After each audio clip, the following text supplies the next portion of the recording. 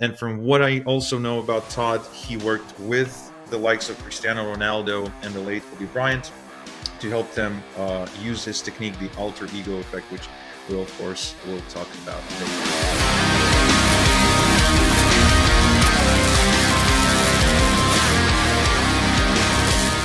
Welcome back to the Lisbon Lifestyle. I'm your host, Igor Kheifets, and today I'm hosting Todd Herman. He's an award-winning author and performance coach. He coaches and mentors elite pro athletes, leaders, and public figures on the topics of performance strategy, mindset, and execution. During his career as a coach, Todd coached various teams, including the New York Yankees, and has clocked over 15,000 hours on the field of play. He also published his first book, The Alter Ego Effect, that became a Wall Street Journal, I believe, a bestseller. And he's also the founder of the 90-Day Year, the system used by Olympic athletes, Fortune 50 or 500 companies, and entrepreneurs to achieve peak performance in business in just 90 days. And from what I also know about Todd, he worked with the likes of Cristiano Ronaldo and the late Kobe Bryant to help them use his technique, the alter ego effect, which we, of course, will talk about today. So, Todd, thank you for being here. I appreciate you spending this time with us, and welcome to the List Building Lifestyle. Absolutely, Igor. I'm looking forward to the convo. Yeah, same here. I was actually really looking forward to this. Your book is quite fascinating. The method, is fascinating. Can you explain a little bit to those who haven't had a chance to read your book? That they can get on Amazon, of course, or any bookstore. The alter ego effect. What is the alter ego effect? Well, the effect of the alter ego is it's a powerful tool to transform your life that sounds counterintuitive. Some people are like, I have a hard enough time figuring out who I am. Now I need to use an alter ego or another identity as well. And there goes the actual crux or the powerful tool of transformation is that it does do that. And to go back, alter ego was actually coined as a term back in 44 BC by Cicero. And he was a famous Roman statesman, philosopher, arguably probably the greatest statesman / philosopher at the same time. There's a lot of people who were philosophers and some people were statesmen, but he coined it in a letter to a friend when he said, the alter ego is the other I or trusted friend within. And he sent it in a letter to a friend when his friend was asking him about his kind of secrets to success, because he had this phenomenal career and well-respected person. And he talked about how he used this device, an alter ego, to help him constantly reinvent himself. So that's what I stumbled into when I was starting my peak performance and mental game coaching company in 1997 was when I started working with teenage athletes back then, and then kind of rising up through the ranks and getting to like professional Olympic athletes. What I found was this golden thread that was connecting all the best of the best is they were using identity, personas, character, alter egos as a method to help them go out onto that field of play for themselves, whatever it was, a soccer pitch, a tennis court, an ice rink for a hockey player, to help them level up their performance and hit the actual capabilities that they wanted. And so I was curious about that and started investigating that more, interviewing my clients. How do you do it? I did the same thing when I played sports. I did the exact same thing when I started my business, feeling super insecure about how young I looked. So I created an alter ego to help me do the selling side of my business, where I was most insecure about rejection and resistance, and built the method, and then became widely known for it. Built the Black Mamba with Kobe, like you had mentioned. And then that actually helped to power and scale up my performance company into the biggest in the world before I sold it to Real Madrid. Why would someone like Kobe Bryant would need? I mean, he was, I'm assuming, already doing pretty well. Why would he need something like an alter ego effect? Anyone that's pushing themselves to new heights, you get to a point where you plateau, and a lot of people think it's because of skill, or it's a new habit, or maybe it's a new mindset thing, or whatever that is causing the plateau. A lot of times you have used an identity to help you get to where you are, but then that identity is no longer useful for you because it actually becomes a chain or an anchor that holds you back. So in Kobe's case, when he came to me through my mentor, Harvey Dorfman, he was going through the assault trial in 2004, and he was going through what Harvey and I both called an ego death. Because when Kobe, people don't remember this about Kobe, but when Kobe first came into the league, he was the 18-year-old phenom kid from Philadelphia that came out of high school. He didn't come from college. So he was able to act through what's called an innocent archetype. He's the young kid. I mean, there's also the famous photos and images of Michael Jordan taking him under his wing, putting his arm around him. So he was kind of like a father figure to Kobe, and he liked that role. So he played this innocent archetype. Well, when he was going through the trial or the case that was going on, and he was having trial by fire in the media as well, that archetype is dead. So you need to go, he's going through an ego death. He didn't see it. He thought he was just losing his edge. And so we needed to build a new idea of who Kobe was. And what's lost in a lot of this stuff about the Black Mamba is we didn't ever share publicly for 4+ years, the Black Mamba. That Black Mamba never got revealed to the rest of society until after he won the NBA championship 4 years later. And that's one of the things about alter egos is that they're often very personal to you. You don't need to walk around and tell other people about them. It's your own useful tool to help you crystallize in your own mind how you want to show up in a specific area of your life. We don't build alter egos for your entire life. That's a trap. Just like a single identity for any human being is a trap. Actually, scientifically, it causes the highest levels of stress and anxiety and depressive disorders. If you think that there's one you that operates as a dad, as a husband, as an entrepreneur, as a speaker on a stage, they should be different colors and highlights and traits that you bring out. That's being extremely intentional then. In fact, the world of psychology in about 2008 completely flipped their entire paradigm, because for a long time they had said single self theory. Have one single self and you're going to operate healthy in the mental health space. That wasn't true for me. My athletes are very different on the field, or my CEOs or leaders or public figures are very different when they're on the stage than who they are off. And it should be that way. So then they flipped the script and they said, no, actually it's multiple selves. People who see themselves as many selves win. Who are they?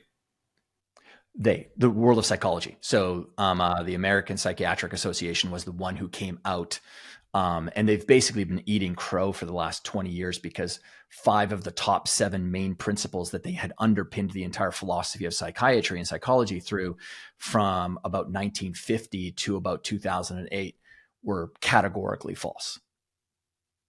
Okay. And which actually gets to my point. And so sorry if you're someone who's a psychologist or a therapist right now that's listening to this and you want to really hold dear to some of your principles, but psychology and sociology are the least sciencey of all the scientific disciplines. And so you and I had talked about this, a couple of weeks back when we were preparing for this interview. And you appreciated the fact that I am unafraid to throw punches at ideas. I don't throw punches at people, but like I say, listen, if you're spouting off an idea that's proven to be false, I can't help it if your face gets into the way of the punch that I'm throwing, because I am a practitioner. I am not an influencer that sits on Instagram trying to give you a bunch of candy cane, lollipops, and cotton candy to help you feel really good about yourself. No, I'm paid for meat and potatoes. And the reality is too, even the way that I speak about this stuff, I think I sit with people navigating through some painful things, right? Life can be that way.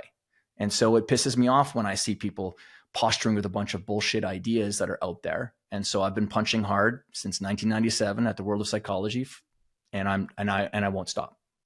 It's I think what you said there is so accurate, where one of my mentors, he's the one who kind of brought this idea to me at some point. He said that throughout the day or throughout our lives, we perform in different roles. And like, again, just like you said, your behavior, values, hierarchy of values, decision-making as a father, it'll be very different than you as a business owner, you as the romantic partner in your romantic relationships, Right. you as a friend, etc., or in the field. And I think that's super true because I kind of see it as different hats that I wear or different costumes or Yeah. something where I can't be as ruthless and hardcore as I am at closing a sale with my kids, right? Yeah. With my kids, I have to be more understanding, empathetic, and more patient. When I close a sale, I'm like setting boundaries, deadlines, and scarcity, and going hard. Yeah. So this concept of alter ego, like I just never heard anyone else um, kind of conceptualize it like that. Yeah. But it is something that high performers practice. Well, you're anyone who is trying to pursue something that's quite difficult or very ambitious, you start to rise out of the level of like what are called table stakes performance principles, habits, routines. Like that's table stakes stuff, right? Like that's why, in the pyramid of best-selling books, books on habits are always going to be the biggest sellers because they are written for the greatest amount of people. But if you honestly think that it's your habits that are going to get you into the realm of the legends, and again, I'm not saying everyone has to be legendary, um, but if you want to be legendary with your kids, because that's another pursuit, um, then it has to go beyond the habit of tucking my kid in at night.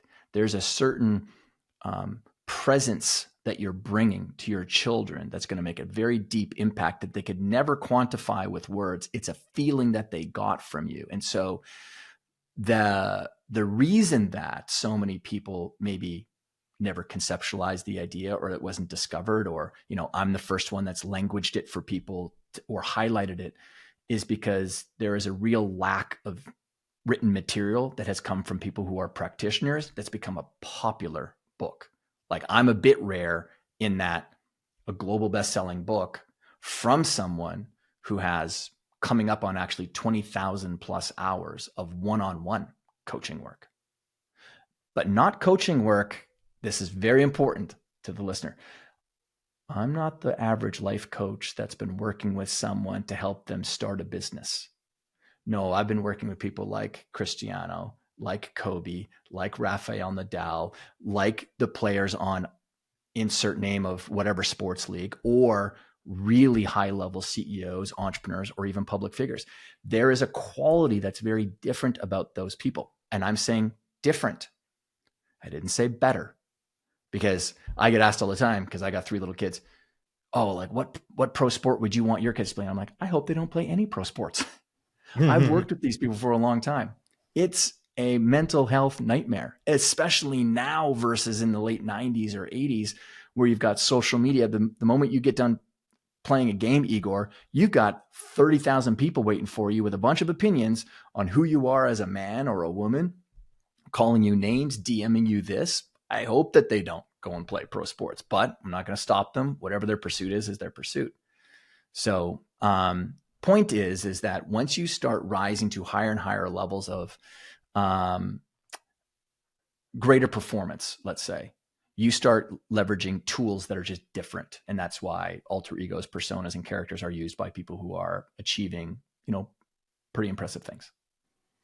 So, having worked with so many high performing athletes, again, we're talking world class, right, Yeah. and top of their field, as well as I'm assuming high performing, business owners, CEOs, entrepreneurs, people who are doing something incredible, Yeah. trying to change the world. What have you seen aside from the fact that they understand and use the concept of the alter ego? What other traits or behaviors or decision-making patterns have you seen that they all share in common? Well, statistically, athletes and entrepreneurs are on the risk-taking sort of spectrum. They're the second highest risk takers amongst any vocation or career. The highest risk takers are actually generals in the military, statistically speaking. Athletes and entrepreneurs sit at the they're rated kind of number 2. And so as a quality and a trait, they're very good at risk taking.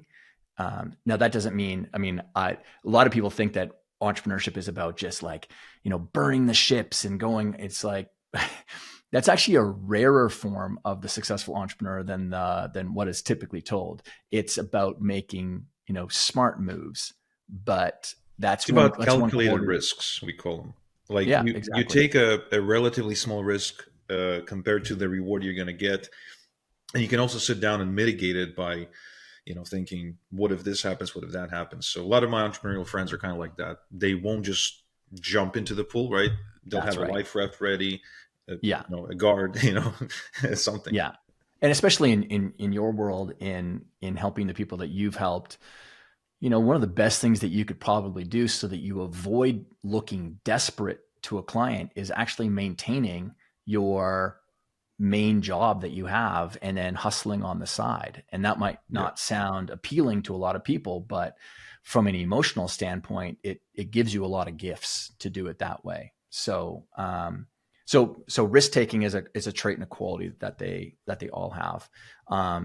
The ones that are at the top levels, and I saw this with one of my clients in New York City when I first moved there in 2007. He's a private equity guy, billionaire, and I was leading a discussion and facilitating a discussion for his board of directors to help get them all aligned, because there was a lot of like infighting, a lot of huge egos. And so I was talking about, we were trying to align values. And I asked the question, well, let's actually talk about what we don't want to have happen, which is a useful tool. Like you've heard that, like, hey, who don't you want as a client? Sure. And afterward, you pulled me aside and he's like, hey, this is going great. But I just wanted to kind of touch on something that you had discussed with everyone, which is, what don't you want? He's like, in my experience of all my most successful friends, they know what they want. And so we had this long discussion about that idea, and it's always anchored in my mind, and it's very true. So we say, hey, hey, write out what you don't want to have in your business. But at some point in time, you better get really good at, without needing that crutch of don't want, what do you want? So my best athletes or entrepreneurs or like whatever the discipline is that they have, they know what it is that they want. They know what they want to go and create. And they have that sort of internal conviction that they can go and make that happen, which is, the technical term in the world of psychology would be self-efficacy, which is your belief in your ability to make something happen. So they're risk takers and they know what they want. Interesting, because I was recently watching the Arnold Schwarzenegger documentary, and he shows that quality like throughout, because every time they kind of switch and discuss the next chapter of his life, whether it's achieving success in bodybuilding or going to Hollywood and doing real estate or becoming the governor, every time he says the same thing. He says, I see it in my mind. I know, like I knew what I wanted. I can see it. And he just goes for it. Like there was never a doubt, according to him today, there was never a doubt in his mind about achieving that goal. Well, and that's also, he can language it that way because he has he's standing on top of a mountain of previous wins that only reconfirm that he has the capability and capacity to go out and do that. So, but you get to like the third thing that I would even just mention is the ability to create a vision in your mind and see yourself. Because it's one thing to know what it is that you want. It's another thing for someone to be able to see themselves going and doing it. And people talk about visualization as if it's an easy thing to go and do. And as someone who's been teaching it I'm going into my 27th year, it's actually a challenging skill for people to see the vision of what it is that they want or see themselves doing something, because it's very easy for us to see ourselves not doing something, seeing failure happen because it's sort of the way that our brain is built. It's this negativity bias, and it's actually there biologically to help keep us safe. What's behind that bush that's over there rustling? Is that a saber-toothed tiger, or what is that thing? Like our brain can naturally go that way. So we have to rewire it in many ways to see what it is that we want, which is a hallmark of people who, just get different results than others. Interesting. I've always struggled with visualization. Like, I've always relied on the crutch of what I don't want. I'm a problem solver, so I would always look at the problems that I'm facing right now and kind of go fix them rather than create a vision. Mm-hmm. Um, Can I give you a tip on that then? yeah, absolutely. Go ahead. Stop calling yourself a problem solver. Because being a great problem solver doesn't mean that you're necessarily moving in the direction of where you want to go. I find this a lot. Like I like one of the things that I'll tell people if I'm on stage or even in my own mentoring programs is that in my skill set now of doing coaching and mentoring with people, my favorite thing is making problems disappear. And problems can disappear because of the way I reshape the frame for someone, or just challenging you back and saying, Igor, that's not the problem. That isn't a problem. I know you think it's the problem, but you came to that conclusion based on your limited awareness about the scope of what it is that you're pursuing. Isn't it true that you may not know some things? Okay. And you came to conclusions about whatever it is that you're going through, and your conclusions that you made are based on your experience, your knowledge, et cetera. And is it possible that you came to the wrong conclusion? Because if I can get you to that place, I can maybe unshackle some of the weight of the problem from you. So it's not about becoming a great problem solver. You are an excellent solution finder. Solution finder in the context of what it is that you want. It's like, Igor, I would probably say this isn't about coaching you right now, but I would say it's a very frequent thing for someone like you who's had the successes that you've had, that you got to where you are because you were good at solving certain problems, and then it became a big part of like how you see yourself and your identity. Yeah. But there's a purgatory that happens in the evolution of any human being, that the longer that you hold on to an identity that no longer serves you, it keeps you stuck. And you're like, man, why can't I break through the $2 million mark? Or why can't I? And it's because you haven't created the new identity that takes you to the $10 million mark. And so a part of that is also changing up some of the paradigms.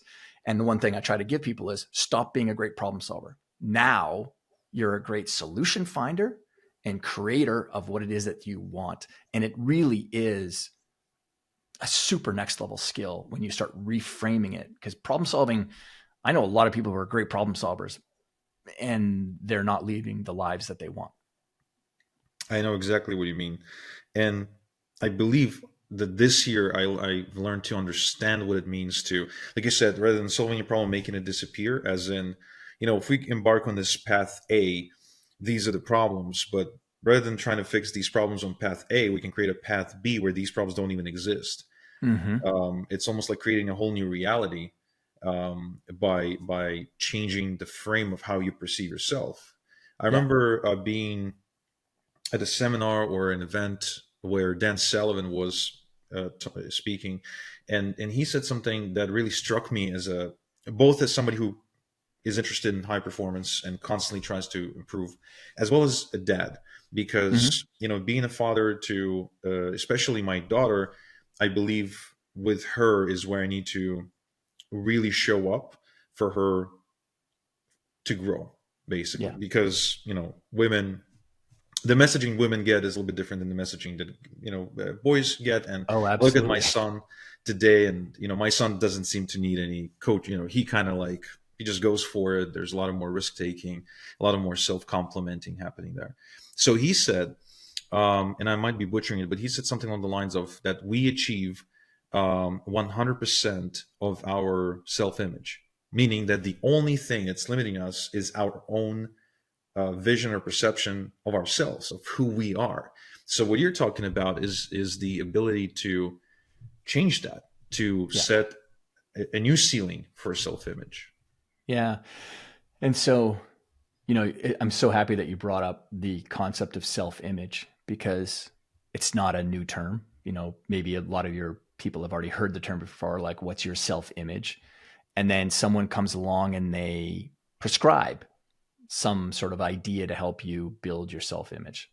The problem has been that a lot of ways that people say, oh, you just got to show up as your authentic self, or you just got to, see yourself doing it.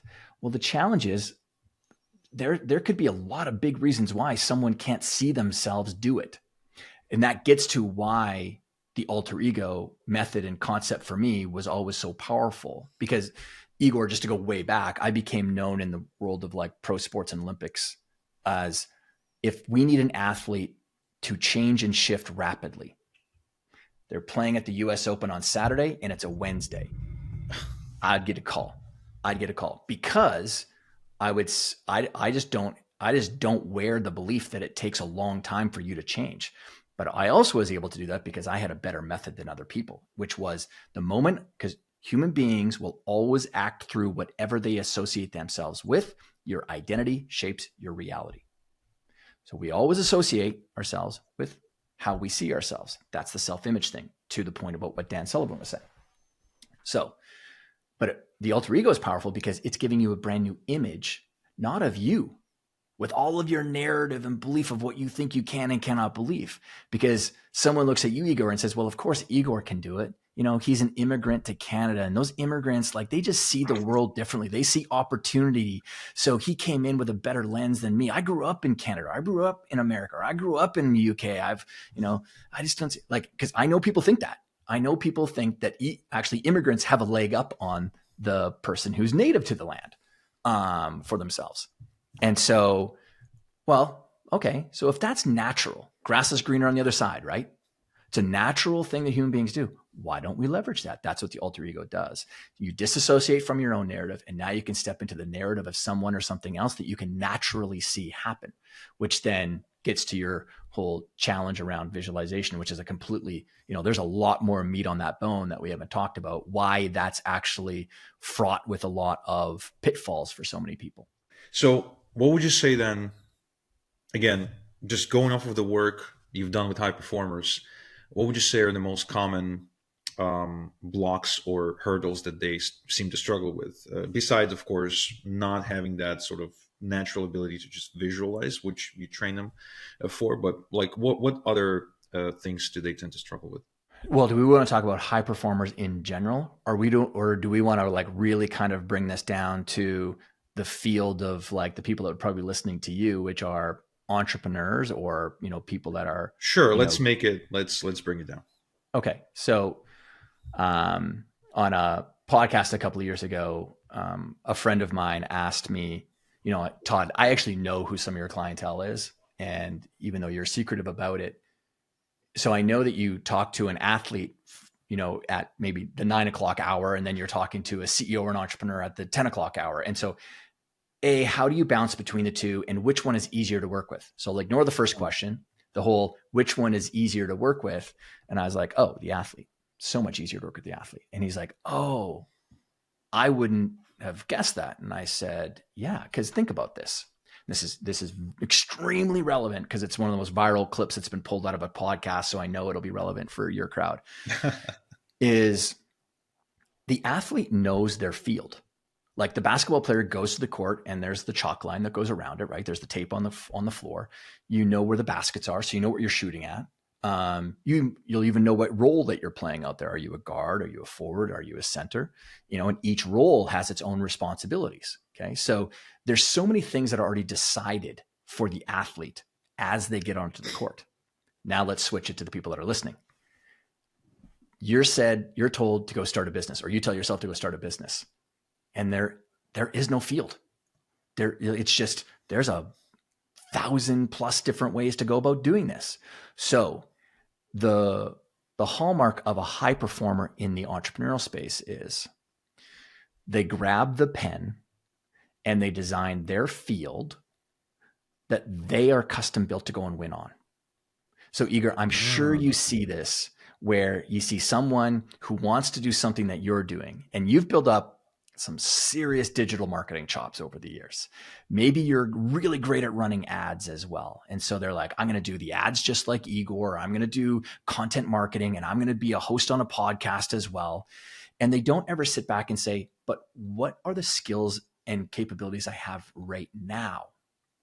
And whichever one lends itself to you going and winning and getting traction, that's the one that you should start with. Even though I know that your vision is to be the digital or to run ads, that's a vision that you can move towards. Right now, if you've had an experience of doing content for another company, or if you're really good at doing sales, then that should be the first channel that you get traction with. So I would say that one of the biggest struggles that entrepreneurs have is they model businesses off of people who you don't actually know what their background was that helped them be successful to start. That's a good point. I've seen that before. I've seen people do that many, many times before, where they try to model somebody at like the year 15 of their journey, and they're of a personal, like a certain personality. They got a certain set of talents and personality traits that help them be effective at that. And then they try to like do exactly that thing. And they really struggle because they're missing some prerequisite that needs to be there for that to happen. Yeah. Well, so it comes back to the whole idea of know yourself. So like in all the programming that we do, whether it's, someone coming to an event, or it's me working with someone privately, or it's inside of groups, or it's inside of any programming like course that we do, is we really try to index people towards doing a diagnostic on themselves. So I am not a big believer in personality profiling. It's fraught with a lot of like really bad science. Myers-Briggs being one of them, one of the most categorically panned personality testing methods that's out there. So sorry if you think that you're an ENFP or whatever, and you really cling to that identity. What have you just done? You've slapped a label on yourself, and you're going to play through that label. And what it'll do is it will 100% find a way to hold you back, because I'm an introvert or I'm an extrovert, and I have no idea what definitions you have around that. When the profiles, though, because we get people to fill out a bunch of different profiling type diagnostics, when you take a profile based on a specific role or identity that you have in your life, then it becomes a lot more useful. So for example, Igor, I know, or at least I hope, that you show up differently for your son and daughter as a dad than you do when you're, like you had mentioned before, when you do your sales calls. Yeah. I actually show up differently for my son and differently for my daughter as opposed to my son. Yeah. Okay. So if you were to take some sort of personality test, and I don't know if you've ever done this, where you're kind of taking one of these things and then you get to a question. I've done one. I've done the wealth dynamics by Roger. So wealth dynamics. Yeah. One of the best ones that's actually out there is the Ocean, OCEAN. It's the one that's got the most probably data and sort of scientific study that's been done around it. Yeah. It's also highly useful. It's just practical. But anyways, I don't know if you've ever so you've taken them and you get to a question, you're like, I don't know, because when I'm at home, I'm kind of more like this, but when I'm in business, I'm like this. There goes why they become useless. Yeah. You can only get good information out of it if you show up and say, I'm going to take this test through the lens of me being the CEO of my business, or as a dad, because you'll get two very different results. Yeah. So anyway, we do a lot of this stuff internally so that we can help sort of reflect back to someone, hey, this is kind of like how you're made up. And then we take that and we start to build a business model or a business or a role around that. Or for my case with athletes, we help them to build an athlete archetype that's going to help them go and win on their field. That's custom to them. They're not just trying to fake model some hero that they have. It's actually rooted in their skill set, capabilities, and experience. I've always wondered that specific part because I'm a big Man United fan. So naturally, when I learned that you worked with Cristiano, that was a big deal for me. And so now we look at Man United today, as of the moment of this recording, and for the last 10 years, the team is just in shambles. And they're struggling. Yeah. Yeah. There's been many coaches.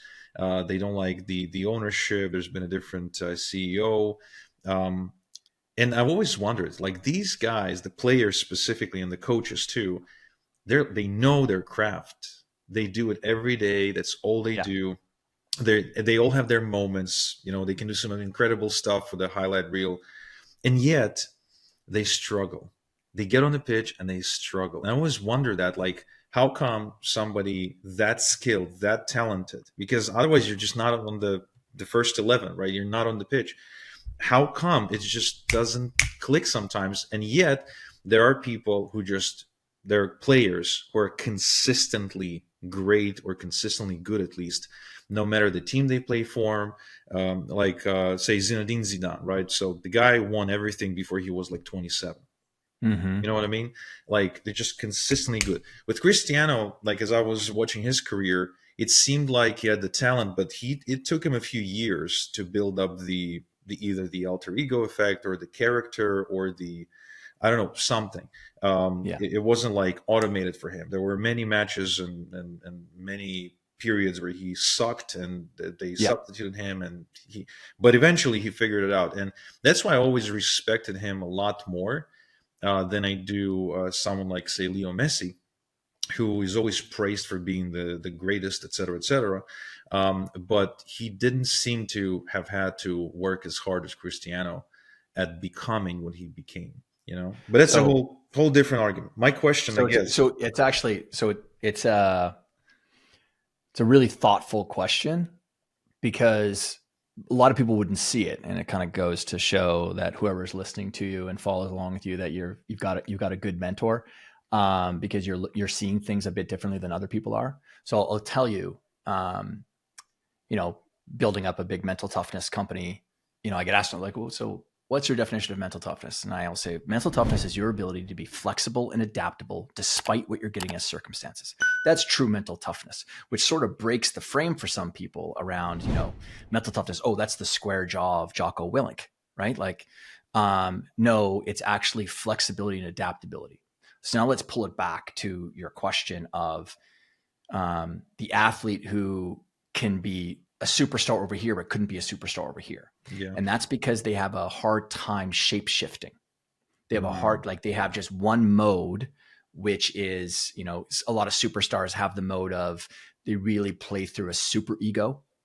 And then when they come over to this one, which might be a team that has a certain system that they run, they're not able to kind of morph into that system very well. Mm. So that's the one thing with Messi, and I've never worked with Messi, but from observing and being around, like club locker rooms and talking to other coaches and stuff, my observation of Messi is that he's very good at shape shifting, morphing himself into, which is really what flow state is.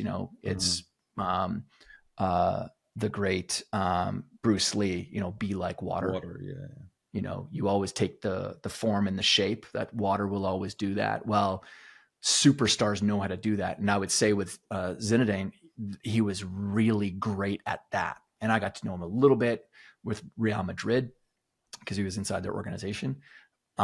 He was very good at shape shifting, I would say. And then Cristiano, and again, he learned it before I ever started working with him. So I wouldn't take any credit for that.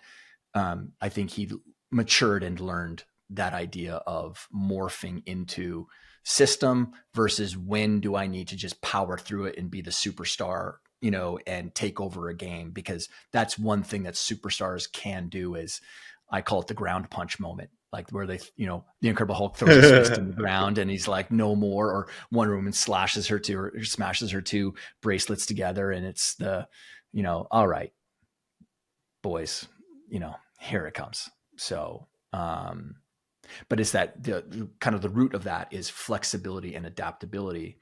And so I would just say to anyone that is building their business right now, and you feel like you've hit a plateau or you got a ceiling above you, is it that you've got an idea of how you're going to achieve success and you keep on hammering away with this one idea?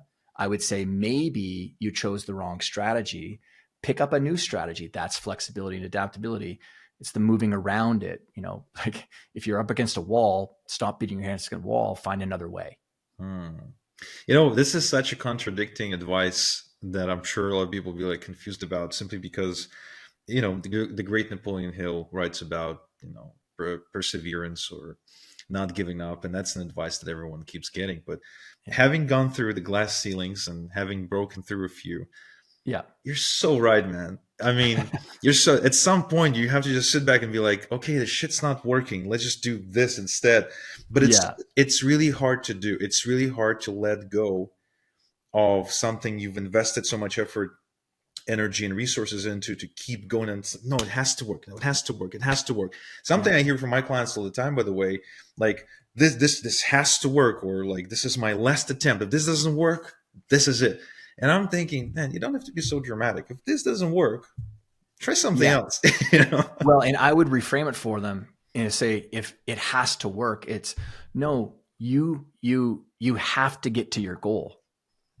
Don't give up on the goal, because the goal is, goals for me, and setting goals with clients is a very easy thing. There's only so many goals you could ever have in life in the context of business. Typically, it's either going to be a revenue goal or a time goal. Those are typically, so, we want to get our business to 50K per month by insert date from 90 days from now, or I want to work 20 hours less in operations by, insert date of 90 days from now, or whatever the date is for you.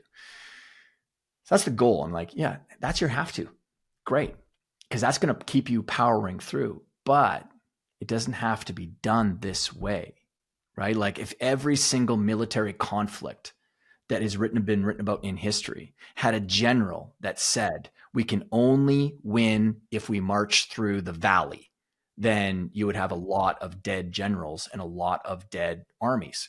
They get to the field or the environment, and they go, oh, it's actually better if we stay hidden along the forest line, because we actually have smaller front than the other side does. So be flexible and adaptable. And then I would just say a very useful question I would give people, because we do this, is use the power of your non-conscious. Your mind takes in so much information at the unconscious or subconscious level. So, we've heard a lot about journaling in the past or whatever, but use the power of questioning to mine your mind while you sleep. So if you are up against something right now, listener, and it's not really feeling like it's working for you, before you go to bed tonight, pull out a piece of paper, a Post-it note, or a journal, or whatever you have, and ask yourself the question with trust and faith: is there a smarter way to go about hitting this goal? Question mark. Is there a smarter and more fun way of going about hitting this goal?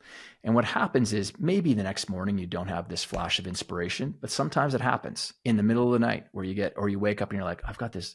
Why didn't I see this? Maybe it takes a couple of days. But the point is have faith and trust that your unconscious knows how to filter, the ideas. Just most people aren't using their brain power as well as they could. But so everyone talks about affirmations. No, that's not how the brain works. The brain doesn't work in affirmations. The brain actually works in questions. Case in point, Igor, you and I, we're walking into an event together. We come in through the back doors, they swing open, and maybe it's a room filled with 100 people. It's workshop style, a bunch of round tables. The first thing that you're going to do and I'm going to do simultaneously is look for someone that might be familiar to us. Or we go, oh, where are the cool people sitting? Or where are the people that I know sitting? And so, because we're pattern recognizing, but what are we doing? We're asking ourselves a question. Where are people I know? So don't sit there and affirm to yourself all the time. Ask yourself questions, like, how can I be growing and building this business in a smart, efficient, and fun way? Or whatever the qualities are for you, question mark. Use your brain, because that's how it likes to be used. It thinks in questions, not statements. That's a really good point. With my daughter, I spent a few years pretty much telling her every day, whenever she would get stuck against some kind of challenge or something, I would always say, smart people ask questions. So what question can you ask to get to where you want to go? And she eventually learned to ask. However, initially, she was asking the one question that I don't like, and this is the why question. Now, I'm curious to hear your thoughts about this. My opinion on this is that most people use why to once again reaffirm why they can't get something. For example, my daughter walks up to me or to my wife, and she'll ask something about, can I have XYZ? Or can I have Kira, her best friend, come over tomorrow for a sleepover? Yeah. And it's like, no, no, you can't. It's like, why can't I? Well, to which I'm saying, look, you're just asking me to tell you why you can't have something. Why don't you ask me a better question? Why don't you ask me, okay, Dad, what needs to be true for it to be okay for Kira to come in tomorrow? That's a much better question. So, what do you think about like the quality of the questions having an impact? Absolutely. Yeah, the quality of the question. I mean, it's not my quote. I don't even know who uttered it. I would love to give them credit, but the quality of the questions you ask yourself determines the great quality of your life.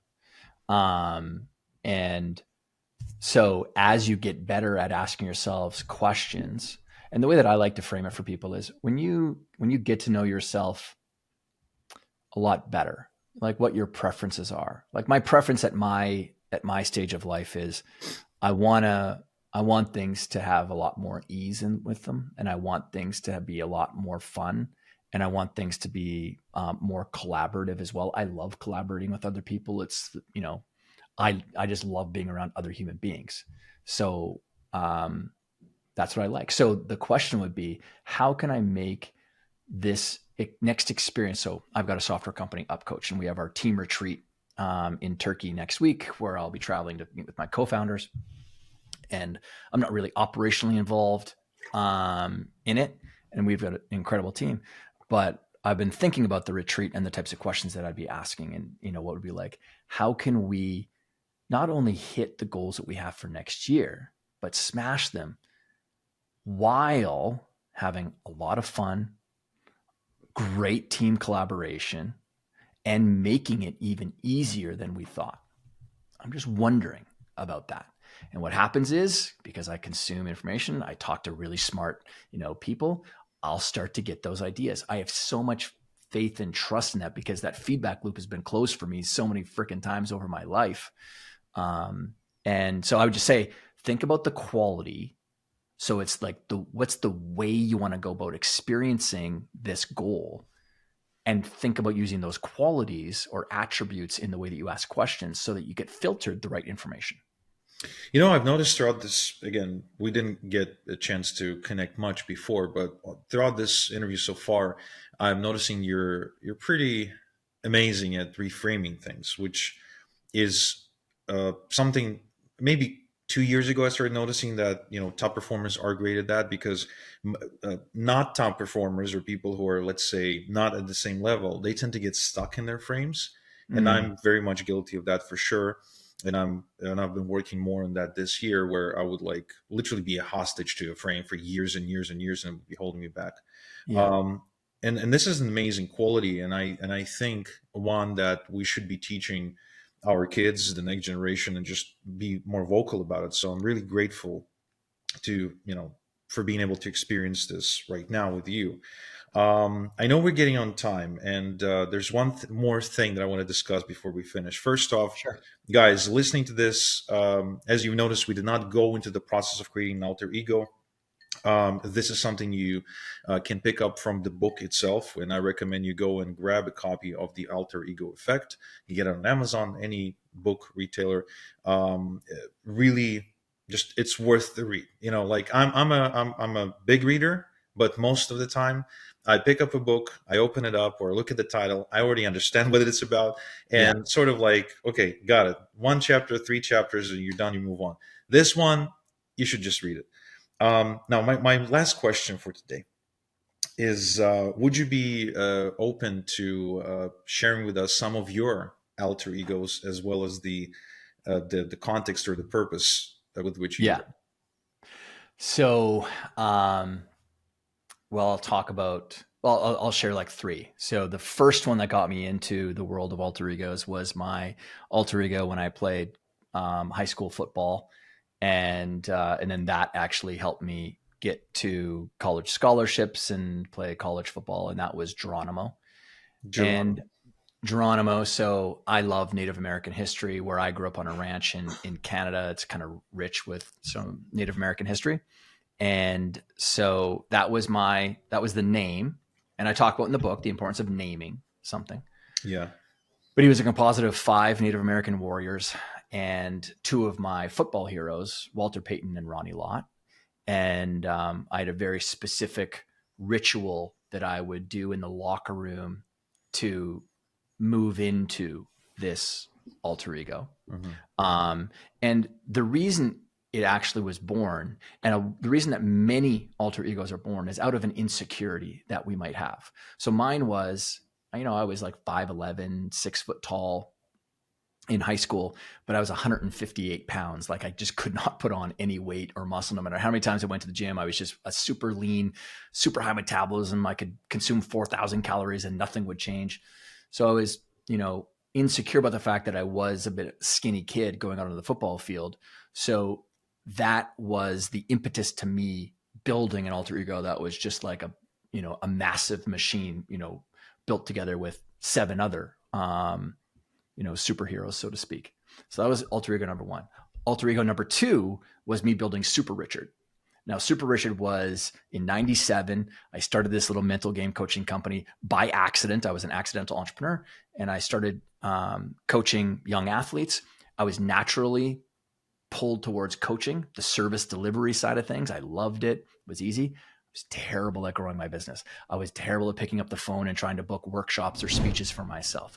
I was getting in the way. My mindset, my attitude about selling and sales and, just bad paradigms I was living through, which prevented me from taking the actions, because every night I'd go to bed, tomorrow I'm going to make my 15 calls to people that could book me for doing a workshop with their hockey team or their volleyball team or whatever. And then the next day I would end it not making any of those phone calls. So I built Super Richard because Geronimo wasn't built for business. Super Richard was built to be the brand ambassador or the advocate for Todd's stuff. So Super Richard was coming in to save the day for Todd and saying like, hey, let me shoulder the rejection. Let me shoulder the resistance. And I went out and I bought a pair of non-prescription fake glasses to do the reverse Clark Kent. Clark Kent put on glasses, or Superman put on glasses to become the mild-mannered Clark Kent. I put them on to put on my cape.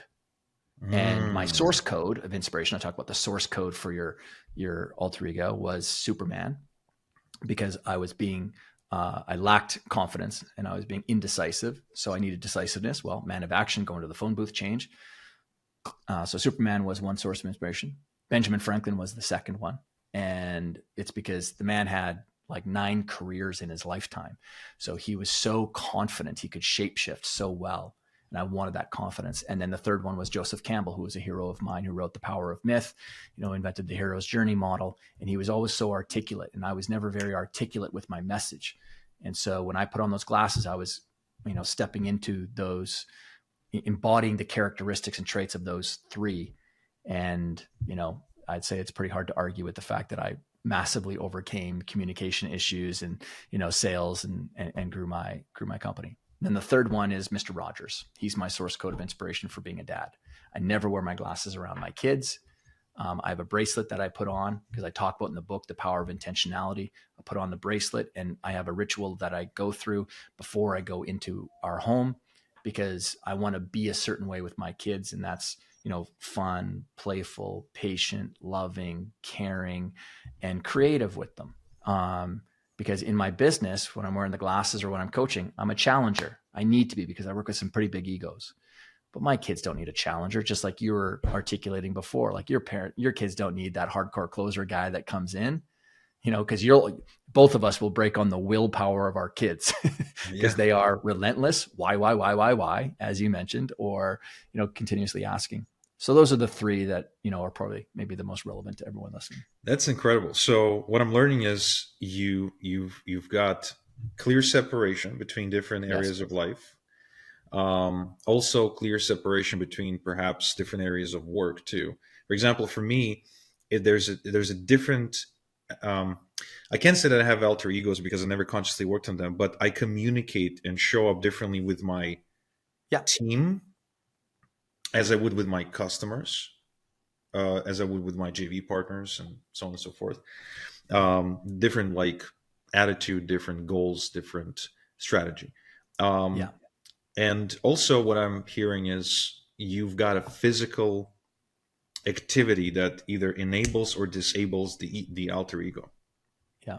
Hmm. Well, in the book, I talk about, it's not only just about alter egos, but, I was building a sports science business. And one of the reasons why I was able to pass by a lot of other kind of sports psychology people was because I was a big believer in getting science to kind of figure out why some of these methods were working better with clients. And so in the book, I talk about why totems and artifacts or uniforms are so critically important to helping someone show up with more intentionality in whatever their role or identity might be for a specific part of their life. And so it's also bringing together what is, I think, critically important, an attitude of playfulness. Um, there's so much we take our egos so freaking seriously. And me having that colorful little bracelet that Molly and Sophie made for me with like beads that a 5-year-old girl should be wearing, I put it on my wrist and I love it. It means something to me. Or the glasses, they mean something to me. And we talk about habits and routines, and they are important, but rituals are far more important, because rituals take the thing, the routine or the habit, and you're now layering on meaning and story. And because our brains are emotional devices, when you add story and meaning to something, it's one of the, you know, um, turbo boosters to performance. Wow, that's amazing. Um, I really enjoyed this conversation. Guys listening, look, just go get the Alter Ego Effect. It's it's a really good read, and it can put you on a different trajectory, completely different trajectory than you are now. Todd, thank you so much for spending this time with us, and your wisdom is priceless. Thank you. Thank you, Igor. Appreciate it. And thanks for having me.